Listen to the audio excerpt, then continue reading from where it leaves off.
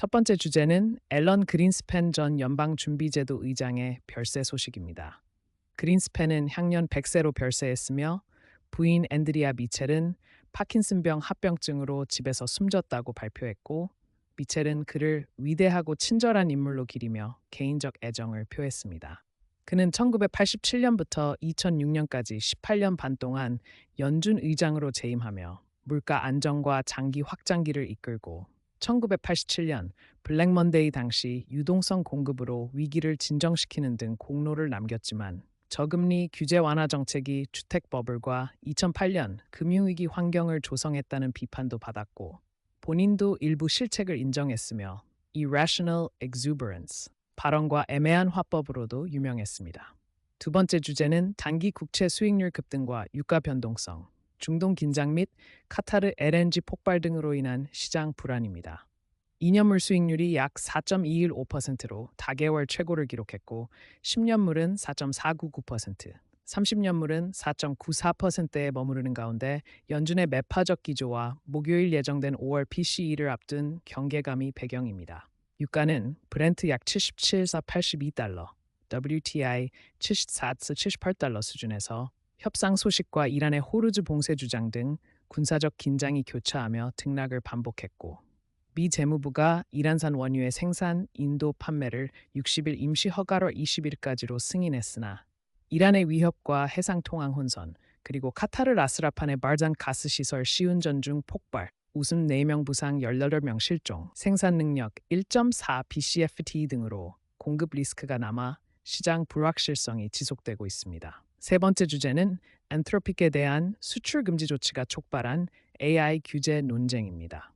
트럼프 행정부는 내부 버전 미토스와 공개판 페이블5에 대해 국가안보 우려를 이유로 수출 금지 조치를 내리고 일부 직원의 사용을 차단했으며, 엔트로픽은 조치가 과도하다고 반박했습니다. 정부는 가드레일 우회 가능성을 문제 삼았지만, 업체와 연구자들은 발견된 취약점이 수출 금지 수준은 아니라고 주장하고, 통보 과정의 신속성, 불투명성, 회사 측의 약 90분 통보라는 주장이 논란을 키우면서, 명확한 절차와 공개적 심사 없이 임의적 부문별 규제가 이어지는 것에 대한 우려가 재점화되었고, 방어자들이 쓸 수 있는 고급 모델을 막는 것이 오히려 안보에 해가 될 수 있다는 지적과 동시에 정부 조치가 기업 활동을 위축시킬 수 있다는 경고가 나오고 있습니다.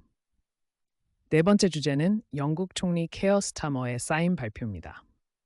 스타머 총리는 6월 22일 다우닝가 앞에서 노동당 대표직과 총리직에서 물러나겠다고 밝혔고, 새 지도부가 선출될 때까지 과도적 총리로 남아 권력 이양을 돕겠다고 했습니다. 배경에는 앤디 번셈의 메이커필드 보궐선거 승리와 당내 반발, 2024년 총선 대승 이후 지방선거 참패로 천석 이상 상실과 지지율 급락, 장관 의원들의 연쇄 사퇴와 정치적 실책 등이 복합적으로 작용했으며, 당 지도부 선출 절차는 7월 9일 후보 등록을 시작으로 여름 휴회 전 새 지도자가 선출될 것으로 예상되고, 앤디 번햄이 유력 후보다운 전개가 점쳐집니다. 다섯 번째 주제는 스페이스X의 첫 시니어 무담보 채권 발행과 막대한 현금 보유입니다. 스페이스X는 최초의 무담보 노트 발행을 시작했으며, 발행 조건은 아직 공개되지 않았으나 6월 19일 기준 현금성 자산은 약 1,108억 달러로 6월 12일 IPO로 약 8,857억 달러를 조달한 점이 포함되어 있습니다. 3월 말 현금은 159억 달러.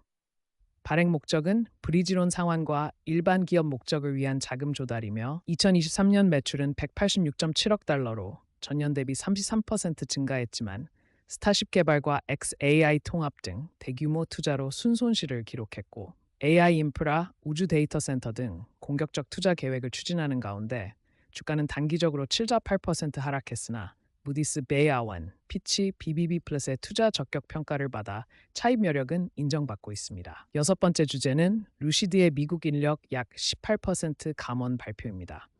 이번 감원은 정규직, 계약직, 시간제 생산직을 포함하고 연간 약 1억 5,008만 달러의 비용 절감 효과를 기대하되, 일회성 비용은 약 3,200만 달러로 추산되며, 최고 운영 책임자 마크 윈터호프는 즉시 퇴임하고 COO 직책은 폐지됩니다.